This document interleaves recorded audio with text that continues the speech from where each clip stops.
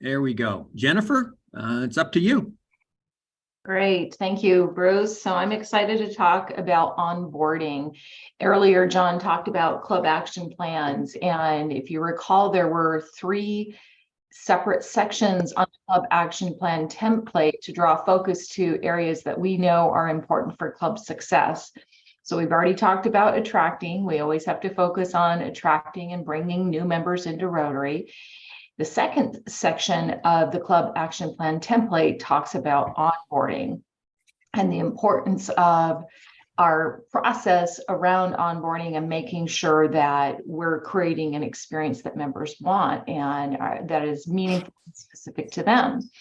So before break, we talked a little bit about what I call the value alignment interview. So step one is we have determined that we're a good fit for each other. And we learned during that value alignment interview what is important to that specific member. And now we're going to go into step two of that, which is onboarding and helping them connect those dots and find their way through the process. So I'd like to talk a little bit about what I mean when I say onboarding. Could we please advance the slide? So I think of onboarding as the rapid development of what I refer to as the stickiness factor. You know, Bruce and I are similar in that we both love data because it tells a story and it helps provide clues. And so one of the data points that does provide a clue for us is just the information that we understand that of the members we lose, about 50% of them, we've lost them in the first 3 years of their membership. And so when I think about why is that, what are the clues that we can discern from that information? I think about helping members find their way quickly into feeling value and finding a friend. So why those two areas? We know that surveys give us information around why members join and why members stay. But I think even taking this a further level just into our general human nature.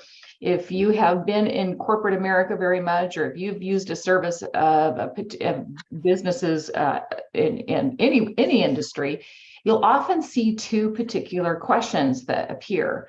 One is, would you refer a friend to our business? And the other is, from an employee perspective, would you refer, or do you have a friend at work, excuse me, is the question. Those are two questions that have been developed by Gallup. Gallup is a survey company that has polled thousands and thousands and thousands of people, and they understand the psychological science behind what motivates people into action. And those two particular questions, would you refer a friend and do you have a friend at work, are specific to the fact that we know that those are the things that retain people, that retain customers, and that retain employees. So taking that information now and laying that over Rotary, I think about what would help them feel of value to this club. People stay when they feel valued by this club and they feel of value to that club. And they will stay when they have a friend at Rotary. So I think those are the kind of the two basic stickiness factors that we can really focus on. We've talked about a lot of different ideas, but when we think about onboarding, how do we help their rapid development of feeling value and finding a friend? Okay, so let's talk a little bit about what onboarding is. If you'll go ahead and advance this slide. So I like to think of onboarding as the ongoing process. A lot of times when we use the terminology onboard a new member, I think most of us think about what I would refer to as orientation, which is the one-time event where we bring in a new member and we talk about the history of Rotary, the history of our club. We talk about maybe some of our club's signature service projects or fundraisers, maybe a little bit of information around committee structures, things like that. And then sometimes that's where it stops. So what I'm suggesting is we think about how do we create a system a way of helping those members continue to engage through various touch points within the life cycle of that early membership journey that they're on. So we can quickly help them find their role in the club, and we can quickly help them find people that they just really want to connect to. So this screen shows you a little bit of the difference between what we would call orientation and what we would call onboarding, which is this ongoing process that we want to engage them in. So as we go through this, I'm a big believer that we have to systemize these things, because otherwise it's a good intention. And so how do we take these good intentions now and systemize them into an onboarding process that is sustainable and is something that we can continue to expand on and improve and make sure that we're executing well year over year. Earlier, somebody asked a question about membership committees. And so when we think about, volunteers in the club and the roles that they'll play, when we think about the club membership committee, this might be a specific position in your club where you have somebody that is your onboarding specialist. They maybe aren't necessarily doing all of the events that we may associate with onboarding, but they're really the manager of the process, and they're just simply making sure that that gets done. So that might be one position that could be a role on your club membership committee. And so let's talk a little bit more about maybe what are some of these ideas around onboarding, if you'll go ahead and advance the slide. Okay, so, or I should say, these are not the ideas, but these are the things that we want to have happen over time. So over time, we do want to have an orientation. So that's that informational component. We want to discover what their needs are. We want to make sure that they're getting connected into those different areas, plugging them into the things that they said, this is of value to me, because that's the engagement part. When I feel like I am doing the things that are important to me as a member, which are going to be different for each one of them, that I'm going to be connected, making sure that they have somebody that's helping to guide them along the way, and making sure that they're finding a friend. So making sure that we can kind of check all of these boxes. So let's talk about some different ideas if you want to go ahead and advance the slide. So these are some potential onboarding activity drip system ideas. So when I say a drip system, I often think about what is the initial trigger event that would then create a drip system, a series of events that happens systematically over time that is time-based. And so here's some particular ideas. So that trigger event in this case would be the induction of that new member. And so here are a few different ideas, and I want to just read through some of these, and then we are going to go to work thinking about how you might systemize a true onboarding process versus an orientation event in your club. So this first bullet here is a welcome video. This welcome video is about Rotary in general. So it helps expand their mind into the fact that they've joined this international organization and there is so much to offer, and then encouraging them to create a My Rotary account. There's a link here to a Rotary Basics course that is in the Learning Center. So again, the idea here is that helping to source tools for you, so you're not having to reinvent the wheel necessarily. There's so many tools out there, but how could you incorporate these two first components in a systematic process so your new member receives bits of information over a period of time so it's digestible for them. The next one is asking them to think about going out and liking our social pages, but not just your clubs, making sure that they're liking district pages, making sure that they're liking the Rotary International pages, just again, so they understand that they've joined this large organization, that there are so many opportunities that they could connect and plug into. Maybe 3 months down the road, you send them a link to open jobs. So I know in our clubs, sometimes we're working on filling out the committees, and that's an ongoing process. So if you kept a open job page maybe on your club website, or maybe you just have a one pager that you send to people. But this would be committee positions, a place for them to be able to understand what is the commitment of this role, and how could I say, yes, I'd like to get involved in this in a way that works for them, it's interesting to them, and they can manage the responsibility of that. Scheduling that mentor check-in, talking about what they've experienced so far, asking for their feedback and questions. I mean, how wonderful is it to get feedback from somebody who's coming in with a fresh set of eyes, that is ready to share with us some perspective and some ideas that we could perhaps take and incorporate back into the club. And then just following up on that open jobs document that was sent to them and saying, is there something there that is of interest to you? So again, trying to help plug them in sooner rather than later to increase the likelihood of stickiness. You could send them a list of other suggested Learning Center courses. So I mentioned that maybe in month 3, this particular event happens, and then maybe at month 6, you send them these Learning Center courses. So again, it's just creating opportunity for various touch points along that first year of their Rotary journey. Maybe consider having a new member dinner. So you're bringing in those new members and maybe some veteran members that you think that they're going to have, they're going to be a good match in terms of, creating a friendship. And then at that dinner, be intentional about asking for their feedback. What are you experiencing? What do you have questions on? What suggestions do you have for us? Really engaging them throughout that process.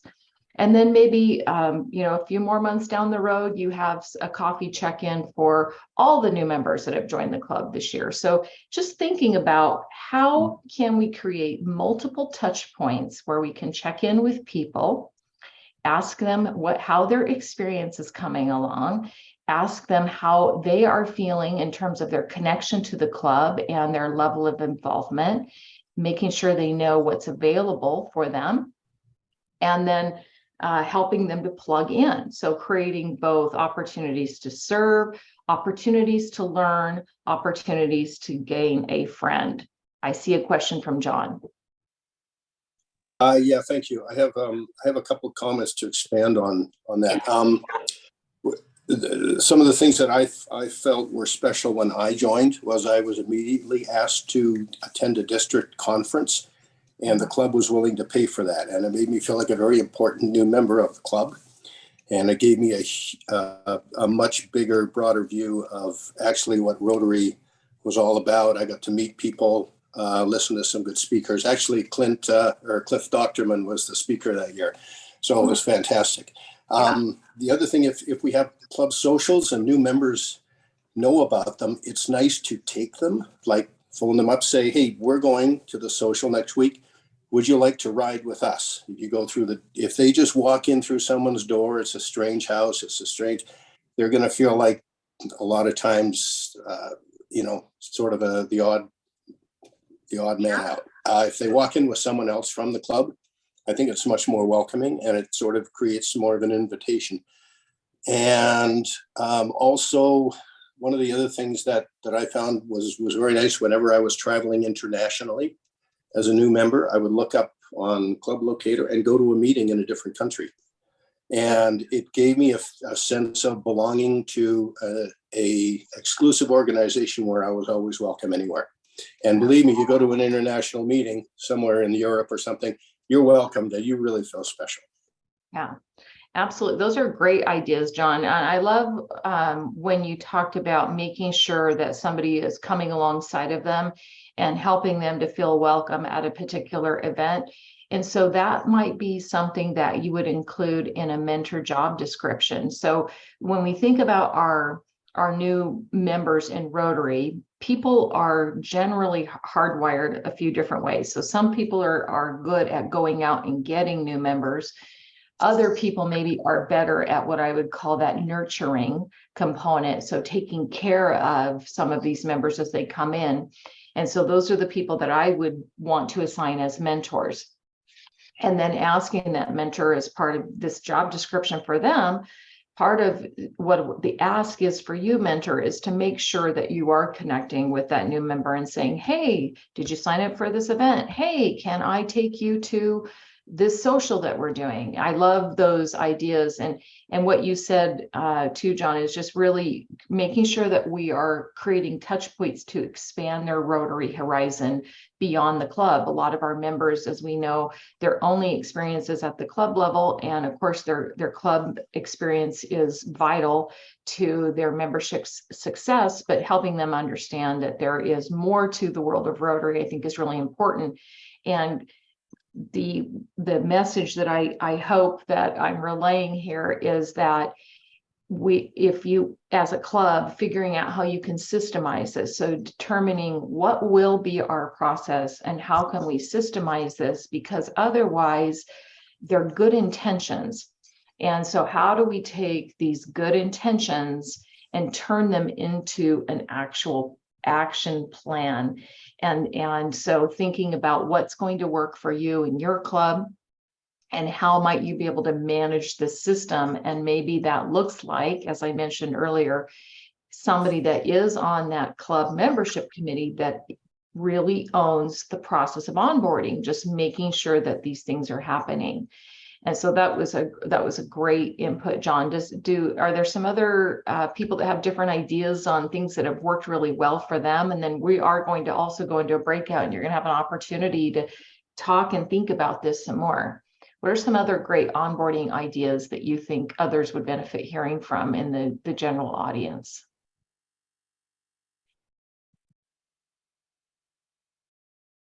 Okay.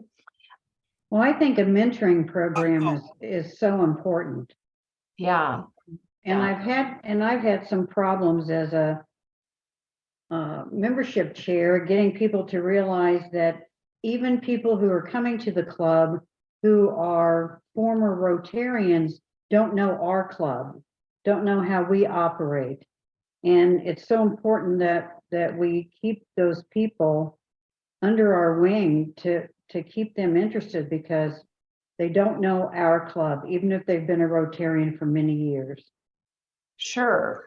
And as we know, clubs they're all very unique, and they have they're all of their own unique events and socials and ways of doing business, and so helping that seasoned member find their way quickly into your club is still important. Absolutely. Yes, Anita. I was just going to add, John mentioned, taking individuals to the district conference. Well, depending on when the district, ours is in the fall, but in the spring, one of the other options is sending a new member after 2 or 3 months to the Rotary Leadership Institute, which is a wonderful start and an opportunity for them to learn more about Rotary and meet others, from other clubs. Yeah, that's a great point, Anita. The district has a lot of different opportunities to help with some of the lift of this. And so Rotary Leadership Institute is a great answer for that. It's one more resource that is available, but we have to make sure that we've thought about how are we introducing this to members on a regular and consistent basis, and that in my opinion, that it feels unique and specific to that new member, so that they know that this was a part of this onboarding process and helping them on their road to engagement and retention. Hi, Yes. this is Alita. One of the things I do with our new members is I invite them to my house for a meeting. I hook up my computer to my TV, and we go through some of the technology of getting onto my Rotary, getting onto Club Runner, updating their profile.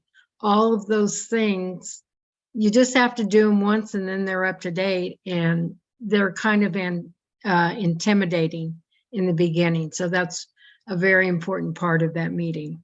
Yeah, no, that's a great component to add to this. How are we helping them acclimate to the technology that we utilize in our club, and making sure that they know how to access and navigate that? Yes, Michael. Thank you, Jennifer. It seems to me that a big important piece of the onboarding is the induction occasion, induction ceremony, whatever you call it. Make that special. Have the new member bring their family, and make it not formal, but meaningful and significant.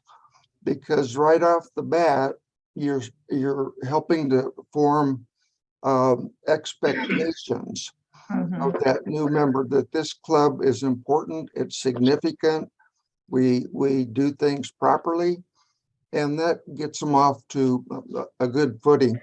The other comment I had, Jennifer, is that and a couple of people have mentioned this, I think, maybe not immediately, but over time, it's important for new members to experience Rotary outside their own club, whether that's RLI or district conference or best international convention, of course. Then they start to understand the scope and the opportunities of this organization once they get outside their own club. Thank you. Absolutely. I agree that we want to, through various points along their journey, introduce them to the world of Rotary, and doing that in a timeline that is appropriate and is digestible for them. So with that, I think it would be great for you to be able to go out into some breakout rooms and talk a little bit more about how you might create a systematic approach to onboarding and member engagement. So again, thinking about this from, I referred to this as this attraction and value alignment. That's kind of step one. Let's make sure that we've both communicated the expectations up front. Step two is now this onboarding. Let's rapidly engage you into our club and into Rotary in general, making sure that you find your place here and that you find a friend, because those are the stickiness factors. And then after we're done here, we'll go into part three, which is that ongoing engagement process. So let's keep this part of the discussion specific to onboarding, because we are going to talk about member engagement, which is the ongoing process of just making sure our membership in general always feels that they're engaged and we're retaining them. But if we think about this, how do we help this new member? As Michael mentioned, we've created this amazing ceremony, bringing them into Rotary so they feel special. It creates intentionality around the importance of this event. And so now what? Right? Versus maybe just handing them a checklist and saying, okay, this is how you turn your red badge from red to blue. How could you elevate that experience for them and really help them integrate into that club? So that's what the purpose of this breakout discussion is really about that early onboarding process, getting them engaged. So your breakout facilitator is going to have these questions at their fingertips. What are some innovative onboarding ideas that would enhance member participation? What are some best practices that would enable the sustainability of an onboarding process for a club? And then maybe thinking a little bit about what your experience was and what you would have appreciated that might have been different. So using the lens of your own experience. But we've talked about some different ideas. Again, this particular conversation is specific to that early onboarding phase. And then later we'll continue to talk about ongoing member engagement. So I think we're ready to go into breakout, Bruce.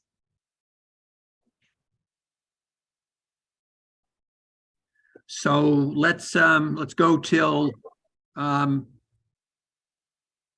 let's see, 20. Let's go till 10:36. Let's go to say 10:55. Well, this is Here we Wendy. go. Here we go. Okay. Who would like to go? Which group would like to go first? Let's hear a couple of highlights from your group, things that you feel like these were big ahas. Okay, this is Wendy Guyton, group 5. And we've gone back to that create meeting for everything, because to me, that's all 3 categories. We feel the need that the person, just like you said, needs to feel value and find a friend. That every club needs a mentoring program and clearly defined mentor duties.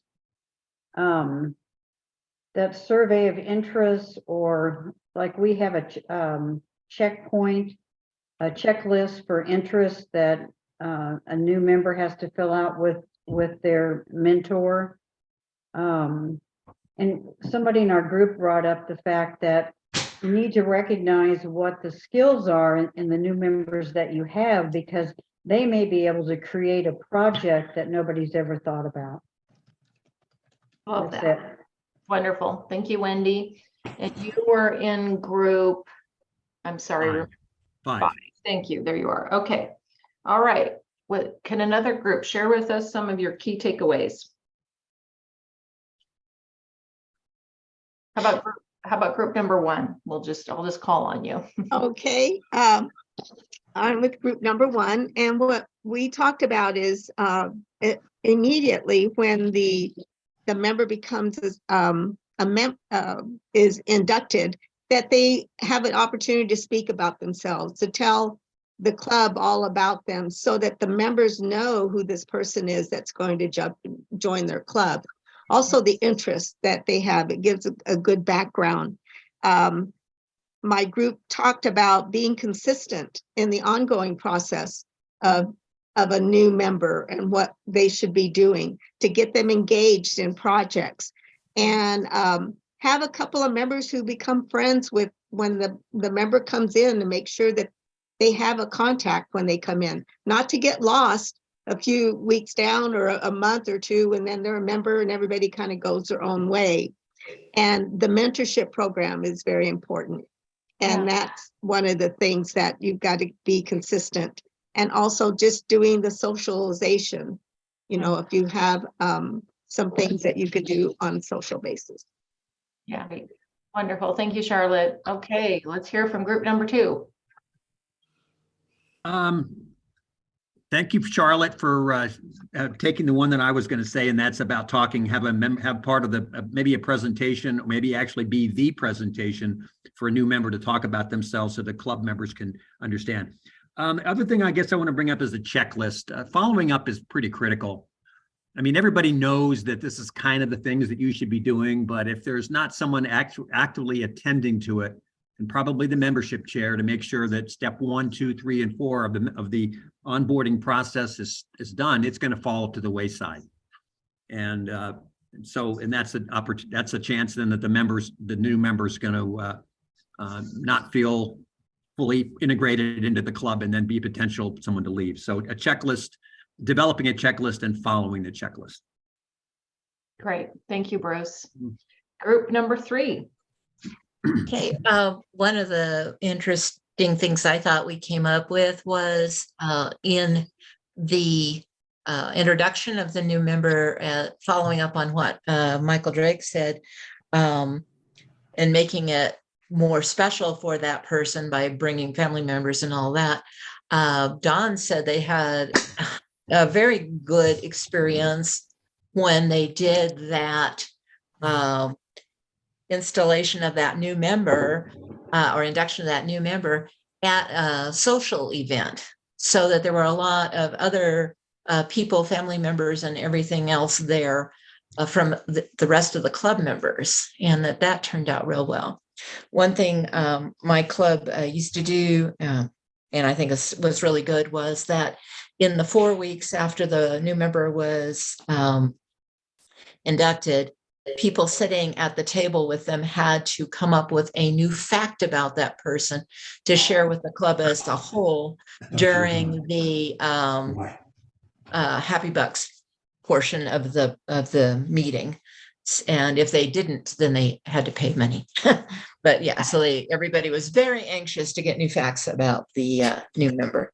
And then another idea was going back to having maybe like a little icebreaker at the start of the meeting or something, where people would share information on a specific topic that they might be given, like what's their favorite books, that they would have to ask other members on that table and get that information and why they like that kind of thing. So, all right, And that was what we had. All right. Candy, Yeah. can I add something? Because I didn't have a Yes, for chance sure. this is Michelle Lewis from Viability. One of the things that we did, that we've done a few times under the programs, is under Charlotte Gates' direction. I think it's quarterly. They have a panel and they do an interview of 3 or 4 members, some old-time members, and that some of us don't even know a lot about them. And it has been, some of it's lighthearted, some of it is more serious. The whole membership loves this program. And so it's just, we have one of our members that leads the interviews, and it's great. You learn a lot about this person. Wonderful. Thanks, Michelle. Okay, group number 4. Couple of key takeaways. All right. So one thing I will point out is, so in our group, we have new members. And one of the things is that having that mentor does help, because particularly one thing that they asked is having help navigating RLI or district websites, stuff like that. You know, they were talking about, they've been, some of these, we have a person in there who's been a member for 2 years, was invited to join Rotary, but was never really shown what Rotary is. They just were invited, and is they're taking the opportunity, like for instance today, to take these kind of courses or any other training just so they could find out a little bit of what Rotary is. On the other hand, like I said, we do have people that join and they don't know how to find stuff on Rotary International or district or anything like that. So maybe, you know, the idea of having that mentor, that, or maybe just having a simple presentation at the clubs about, hey, this is, you know, this is our website, this is Rotary International, this is how you log in, and this is what you're going to find out. You're looking for this particular training, you're looking for, you know, we have a lot of great stuff at the Learning Center, but a lot of our members don't know how to get into it just to have access to that stuff. So, you know, that membership or that mentor might actually be something that we can do. Or, you know, being invited, hey, I'm new to Rotary, let's come to district conference. We're gonna have a district conference. Come and learn a little bit more of what our district is, a little bit more what Rotary is. Great. Thank you, Marcos. Great points. John, group 6. Yeah, Jennifer. So we talked about a bunch of stuff, but 2 things that I found intriguing was, one is we often, as club leaders, have the new member introduce themselves. But if they're new to the community, they have no idea who they're talking to. And maybe there should be some way to allow the membership to introduce themselves to the new member in a more formalized way. So that was a kind of an interesting topic that we talked a little bit about. The other thing is that I thought, and it's been echoed here a couple times, is the onboarding process for new members doesn't stop the day that they are inducted into Rotary. Yeah, no, I hope that message is loud and clear. You know, again, figuring out, you know, Bruce used the word checklist. So, you know, that's, to me, means the same thing as we have systemized this process. So we have this great induction ceremony. What happens? What's the information they get 1 week from now? What's the information we send to them 30 days from now? What happens? What's the event they attend 3 months from now? So really trying to think about how we systemize that to some degree. So I appreciate very much what you said. I thought I'd share a couple more ideas and then we'll turn it back to our moderator here. A fun thing that I've done this year in my own club is I'm taking that new member after they've been in the club about 6 months, and I'm connecting them to a seasoned member, and I ask them to interview one another, and I give them a list of suggested questions. So there's a couple of things that are happening. Now they're connecting to somebody in the club maybe they wouldn't have connected to, but I've been pretty intentional about the people that I've connected, that I think that they're going to have something in common. So they come together, they do an interview with one another, they have an opportunity to develop a little bit more of a personal relationship with that person. And then at the beginning of a meeting, they introduce one another. So they share kind of what they've learned, and the feedback that I've gotten from the club is they've really loved hearing these interviews, and the people that have participated in them have really loved them. So that's just one more idea that you can add to this system.